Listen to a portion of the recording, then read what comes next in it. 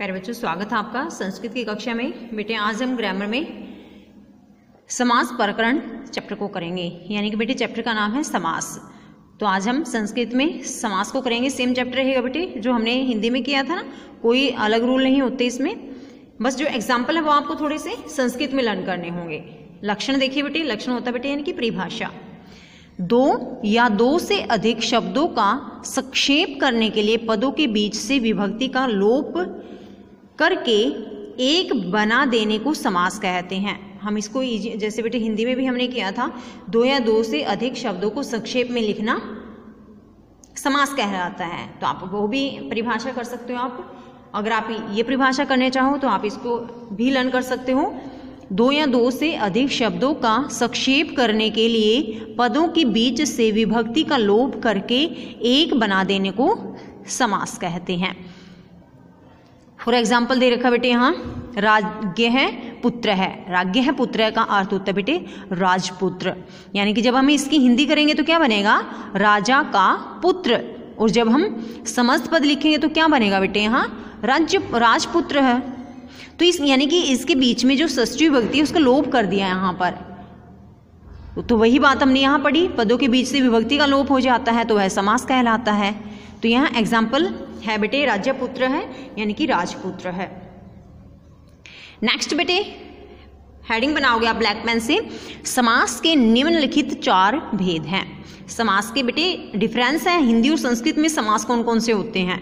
वहाँ हमारे समास होते हैं 6, लेकिन संस्कृत में हमारे समास होते बेटे 4। तो संस्कृत में कितने समास होते हैं हमारे, 4। कौन कौन से बेटे, अव्ययी भाव समास, द्वंद्व समास, बहुव्रीहि समास और तत्पुरुष समास। हिंदी में इसके साथ कर्मधारय और द्विगु भी होते हैं तो वो भी बेटे इसमें, लेकिन वो पार्ट होते हैं तत्पुरुष समास के। तो यहां आपको लिखना बेटे समास के निम्नलिखित 4 भेद हैं।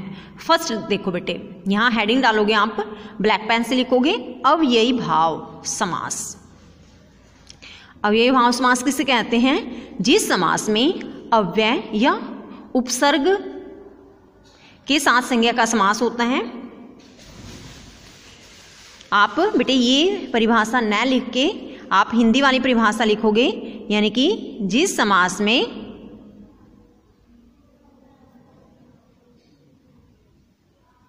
पहला पद प्रधान होता है, जिस समास में पहला पद प्रधान हो उसे क्या कहते हैं, उसे बेटे कहते हैं अव्ययी भाव समास। तो अब ये इजी वाली परिभाषा ही लर्न करना बेटे। सेम आपने हिंदी में भी किया था कि जिस समास में पहला पद प्रधान हो उसे अव्ययी भाव समास कहते हैं। और दूसरी बेटे पहचान क्या होती है, अव्ययी, यानी कि इसमें अव्यय होता है बेटे, अव्यय होते हैं। अव्यय यानी कि बेटे उपसर्ग भी कह सकते हैं हम, अव्यय भी कह सकते हैं। जैसे बेटे यहाँ एग्जाम्पल दिया है उपनदीम, तो इसमें उप क्या है, उप बेटे उपसर्ग है हमारा, उप एक अव्यय है, ठीक है, जिसके हम टुकड़े नहीं कर सकते। तो परिभाषा रहेगी बेटे, जिस समास में पहला पद प्रधान हो उसे अव्ययी भाव समास कहते हैं। जैसे एग्जाम्पल दिया बेटे दिनम दिनम प्रति, यानी कि प्रतिदिनम। तो आपसे क्वेश्चन इस तरह से पूछा जा सकता है, प्रतिदिनम में समास बताइए। प्रतिदिनम का समास विग्रह करके समास का नाम लिखें।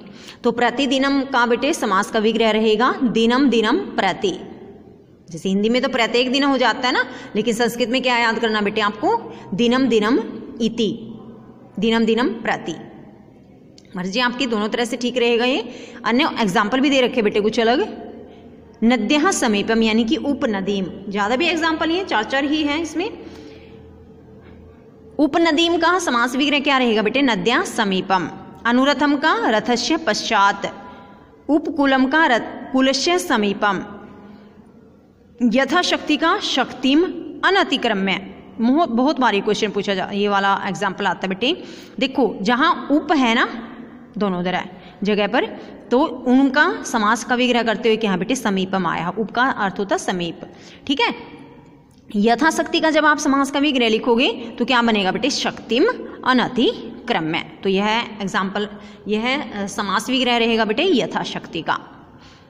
सेकंड देखिए बेटे द्वंद्व समास, इसमें सभी शब्द प्रधान रहते और च का लोप होता है। सभी शब्द की जगह आप जिस समास में दोनों पद प्रधान होते हैं सभी पद, पद लिख लो सेम रहेगा वो। जिस समास में सभी पद प्रधान होते हैं और च या का अर्थ होता है बेटे और, च का अर्थ होता है और, ओ का लोप हो जाता है। जैसे राम है च लक्ष्मण है च, तो देखो यहाँ च दे दिया राम और लक्ष्मण, लेकिन जब हमने समस्त पद लिखा ना तो दो हैं तो द्विवचन में बनेगा, यानी कि राम लक्ष्मणौ। तो बीच में जो च विभक्ति है उसका क्या कर दिया इन्होंने, च जो लिखा उसका लोप हो जाता है किसमें बेटे, द्वंद्व समास में। अन्य एग्जाम्पल भी हैं, माता पितरौ माता च पिता च, धर्म अर्थौ धर्म च अर्थ च, युधिष्ठिर च भीम च अर्जुन च, नकुल च सहदेव च इति। इस एग्जाम्पल को छोड़ सकते हो आप, ये रहने दो।